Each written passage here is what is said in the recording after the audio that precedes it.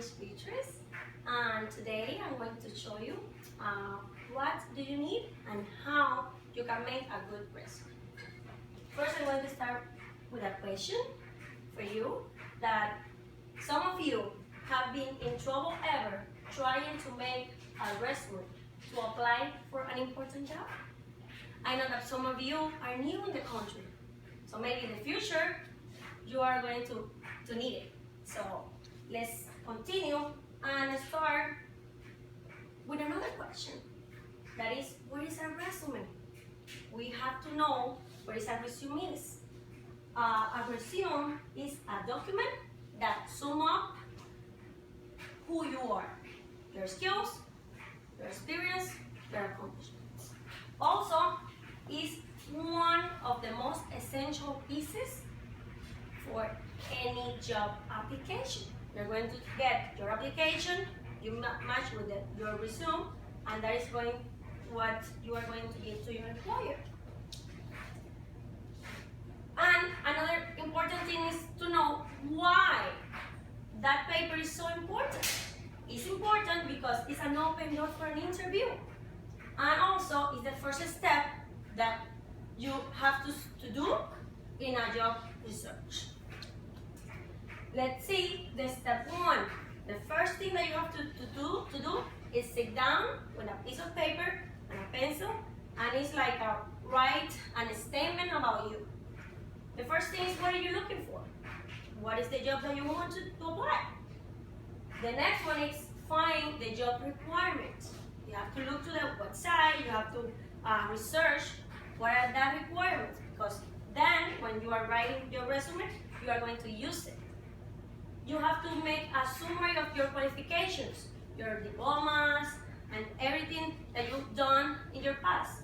Your education, your work experience, and the reference. The reference are very important. Minimum have to be 2 persons with the complete name, the cell phone number, and the email address. So the employer can contact that person and ask about you. Then the second step is time to sit down on the computer and start doing your resume. I always choose a format that is a chronological. You have 3 different types. The first one, this one, is for me the most simple form because everything is organized, everything is in an order. So you only have to type the facts on the order that you accomplished. And you need to use the power and keywords. You remember before when I said the job requirements? That is what the job is looking for. So that words you have to use in your resume. When you have all of that you start typing, this is an example. They're going to be your name. Here I have some samples. That you can keep it and look later. That you see your name is the biggest thing that you are going to see.